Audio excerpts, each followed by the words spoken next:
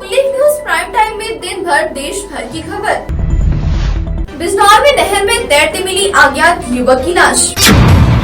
आपको बता दें कि ये मामला थाना हरदौर की झालू नहर का है, जहां पर नहर के पानी में एक युवक की लावारिस लाश को देखकर ग्रामीणों में अफरा तफरी मच गई।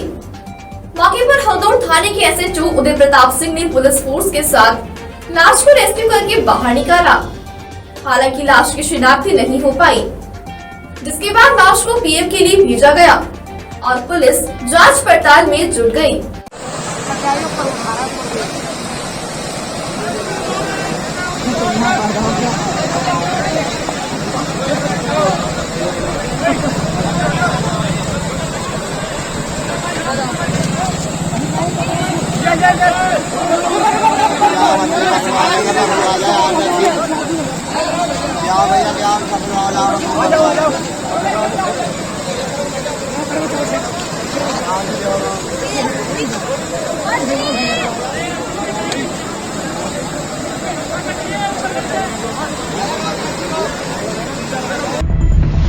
देश की राजधानी दिल्ली में हुई एक बड़ी घटना। चल रही शिव कावड़ में दिल्ली में दूसरे समुदाय के लोगों ने कावड़ के ऊपर फेंके मांस के टुकड़े, कावड़ को किया खंडित। आपको बता दें कि सावन के महीने में शंकर भगवान की कावड़ यात्रा चल रही है। सभी कावड़िए अलग अलग मार्गों से गुजर रहे हैं। लाखों करोड़ों की संख्या में कावड़िए कावड़ लेकर जा रहे हैं। वहीं दिल्ली में दूसरे समुदाय के लोगों ने घटना को अंजाम दिया। पुलिस प्रशासन जांच में जुटा हुआ है और घटना के बाद से पुलिस प्रशासन अलर्ट मोड पर है। चमोली में घांगरिया के पास कांजिला में पहाड़ टूटने की खबर। हेमकुंड साहिब की यात्रा का पड़ाव माना जाता है घांगरिया को, जहां पर कुछ ही दूरी पर कांजिला नामक पहाड़ भारी बरसात के कारण टूटा। पहाड़ का मलबा सीधा लक्ष्मण गंगा में गिर रहा है। पहाड़ के टूटने से अफरा तफरी का माहौल बना हुआ है। वहीं एक और दूसरी खबर फिर सामने आ रही है, जहां सूत्रों से पता चला है कि पटौड़ी के पास बहने वाली नदी में बादल फट गया। हालांकि जान माल का कोई खतरा नहीं हुआ है। दोपहर बाद अचानक मौसम में करवट ली और शुरू हो गई जोरदार बारिश।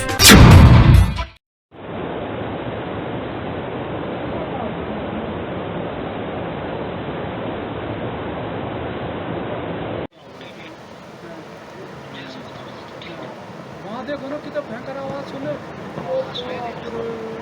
भयंकर। ओ भाई साहब, बनाओ बनाओ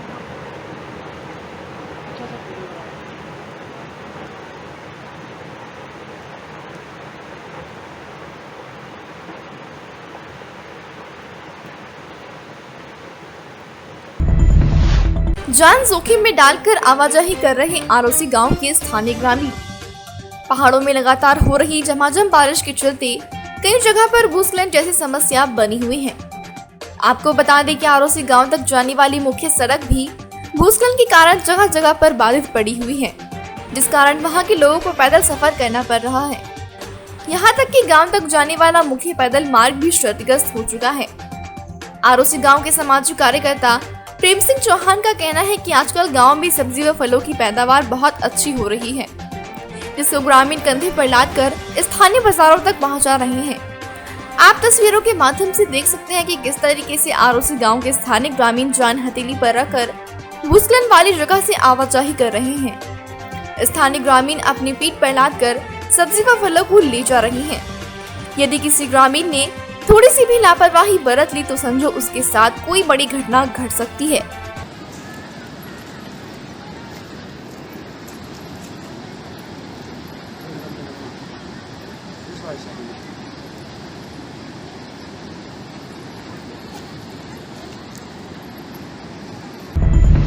गंगोह में सावन माह में मेले का आयोजन किया जा रहा है।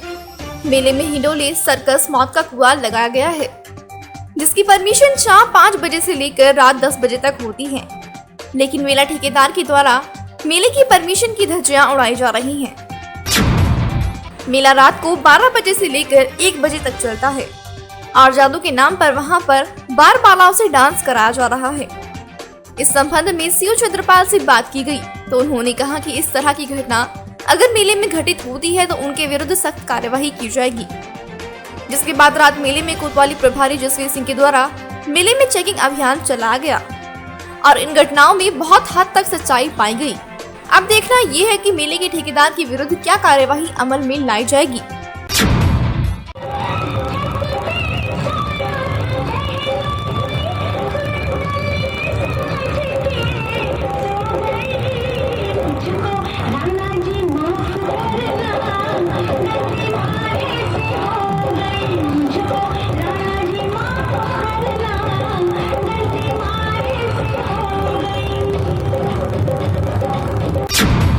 सर गंगों में एक मेले का आयोजन किया जा रहा है। उस मेले में जो उसकी परमिशन है सर 10 बजे से रात के सुबह दिन के 5 से और रात के 10 बजे तक है। और उस मेले में जो समय है और रात के 1 बजे तक भी जो कॉलोनी के लोग हैं वो भी काफ़ी परेशान हैं। उन्होंने लोगों ने लिखित में शिकायत की है मंत्री से। इसके बारे में आप क्या कहेंगे सर? ये गंगो महोत्सव के नाम से एक मेला आयोजित किया जा रहा है। इस मेले की परमिशन रात्रि 10 बजे तक की है, परंतु आज एक सूचना प्राप्त हुई है कि इस 10 बजे के बजाय लोग और कुछ लेट टाइम तक ये प्रोग्राम को आयोजित करते हैं। इसमें तेज आवाज़ में डीजे बजाया जाता है। उस बात को संज्ञान में लेकर के आज से इसको प्रतिबंधित कर दिया जाएगा और निश्चित समय तक जो मेले का समय है 10 बजे तक का, उतने समय तक इसको आयोजित कराया जाएगा। जैसा उसमें कुछ मेले में डांस का भी आयोजन किया जा रहा है सर, वो प्रतिबंध चीज़ है? उसमें एक जादूगर ओपी शर्मा के नाम से एक कैंप लगा हुआ है। उसमें यदि इस तरह की अगर बात है आज संज्ञान में आई है तो मैं देखता हूँ उसको और उसको पूरी तरह से आज प्रबंध कर दिया जाएगा। केवल जादूगर का उसमें आयोजन होगा और कुछ आयोजन नहीं कराया। मुख्यमंत्री पुष्कर सिंह धामी ने हरिद्वार के डामकोटी के निकट गंगा घाट पर शिव भक्तों का स्वागत किया। उन्होंने कांवड़ यात्रा में देवभूमि उत्तराखंड आए शिव भक्तों के चरण धोकर व गंगा जली देकर स्वागत किया। उन्होंने कहा कि मां गंगा की कृपा सभी पर बनी रहे। इस अवसर पर मुख्यमंत्री ने डामकोटी में वृक्षारोपण भी किया। मुख्यमंत्री पुष्कर सिंह धामी ने कहा कि देवभूमि उत्तराखंड आए शिव भक्तों में भगवान शिव का अंश दिखता है। उन्होंने कहा कि कांवड़ की सभी व्यवस्थाएं सुचारू रूप से चलें। इसके लिए सरकार द्वारा कांवड़ यात्रा के लिए पहली बार अलग से बजट की व्यवस्था बनाई गई है। सभी कांवड़ श्रद्धालु गंगा जल लेकर भगवान शिव का जलाभिषेक करेंगे।